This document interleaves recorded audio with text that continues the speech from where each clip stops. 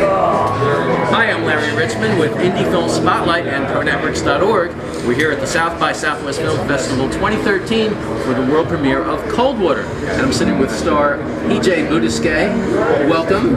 Thank you. Amazing film, as is your performance. Tell us first who you are in the film. Tell us about your character and a little bit about the story. So I play a character called Brad Lunders, who is a troubled teen. He's dealing with the loss of his father, and his parents sent him away to a juvenile detention facility.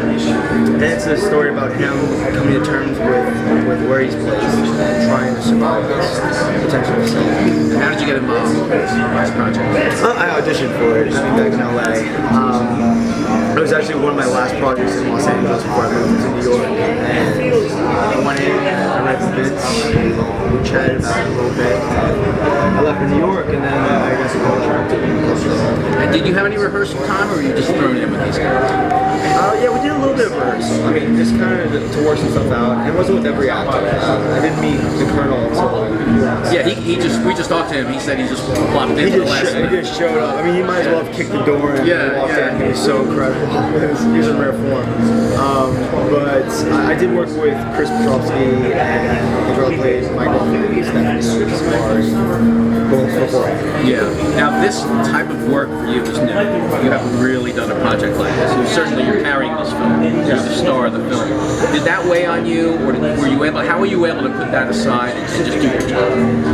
I mean, honestly, if anything, I over-prepared. I mean, I think that was a huge part of the learning process, was just letting go while shooting. I mean, being in that form, like, you want to control every aspect of what you're doing, but really all you have to do is just kind of be open. That's a big part of it. Now, in terms of your relationship with Vincent, how collaborative was it? Did you have input into what your character did? Did you just follow the script, what he said? Yeah, this was awesome. Yeah, very collaborative.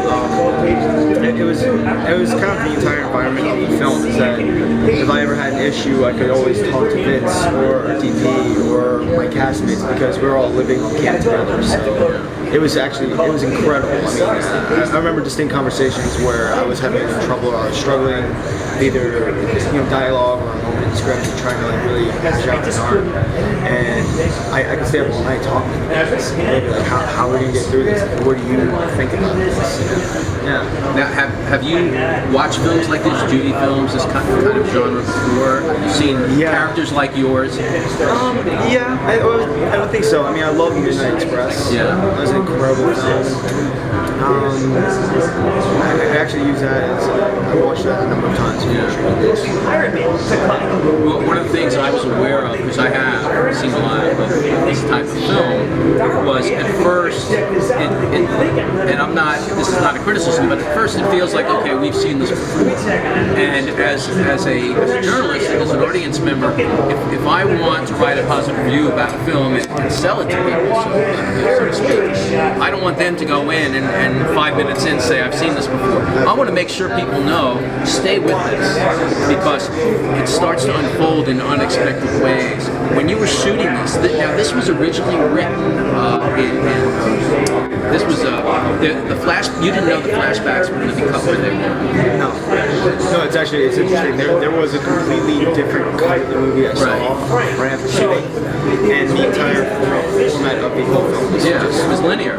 Yeah, it was completely linear. Yeah. And so seeing it here, it was fascinating, because it actually essentially picks up from the second act of the film. Right. So yeah, because that's what I felt once it got going, and I saw how he was using the flashbacks.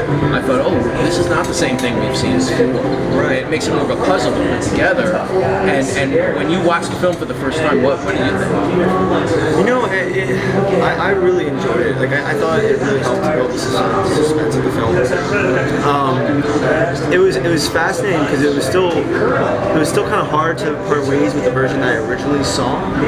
But the more I watch it, the more I like what they decided to do with it. So Brad goes to extremes in this film on every emotional level. I know you don't shoot in order. What did you do personally to psych yourself up for those scenes where you really need to be brutal or brutalized? I mean, I guess without getting into too much detail about it, again, just breaking down the script beforehand and really connecting with each moment. I don't know, it's kind of hard. Sometimes you just have to make it work any way you can. And so there wasn't really one process or specific technique that just kind of carried out throughout the entire film. It was always changing. There was always new challenges. So it's kind of like a hard question to answer specifically. The atmosphere on set was very light. You guys played around. You said in the Q&A you had a lot of fun and we're laughing all the time. And then when it's time to shoot, you're on. Talk about the other guys' relationship with them. What it was like. Oh man, they're incredible. I mean, the weirdest thing about this is that we're still friends, all of us. Like we still keep in touch. Actually, after South by, Nick Bateman plays Josh. I guess for lack of a better term, my nemesis in the film. He's coming to stay with me for a week, and it was just great. I mean, there was a little fire pit where every night everyone would kind of get together and they'd talk, play guitar and stuff, and we had shared a cafeteria, and we're literally sleeping next to each other. So I don't know, it was like a boys' club. And it was not a big crew. This is a low-budget indie. You don't have a lot of people there, so you really bond as a family. Without a doubt. And I learned so much from everyone as well. Even James. I mean, James has taught me so much about just this business in general and what's required on set. As a kid, I mean, it really was like a huge learning curve. And without giving anything away specifically about the scenes, what would you say was your biggest challenge? Stamina. I mean, I've never been in a position to where you're working 12 hours a day, 6 days out a week, and you want to do the best job all day long. So I think that was a huge challenge. No, go ahead. As a director, what did Vince call for in terms of how many takes did you do? Change. It varied quite a bit. We would do. Sometimes you get it one take, but that was perfect. You just have to trust me. It's just kind of hard to let go, especially when first time doing this. And then there are other more difficult ones. I'm going to just say one because it's hilarious. There was a scene with Chris when he runs into the road. I think we shot that. It was one of our very last scenes before we left the camp. We must have shot that 30 or 40 times just because more of the choreographed stuff was so difficult. I mean, the fight scene was I mentioned the Q&A. We're not dancers. The fight scene was incredibly difficult to pull off. Now I know he got hurt. Did you get hurt? Yeah, a little bit. I think Nick got the brunt of it. He was showing me all his scars. Oh, it was worse. Actually, I started cataloging like little scars and bruises I had. I threw out my shoulders in the fight scene, and it was in the worst possible way though. Like I was supposed to just push him, like a light little tap, and I just hit a weird angle, and my shoulder gave out, and we thought we were done for the day, but we did one more take. Wow. So this is your first big film experience. What are you taking away from this? So much. I don't know. I really just enjoyed being here. Enjoyed being able to see movies. I'm so. Oh, here at South by, Yeah. Oh, where are you from? I'm from New Orleans. Tell me that little story you told me earlier about how you got from New Orleans to where we are now. Yeah, I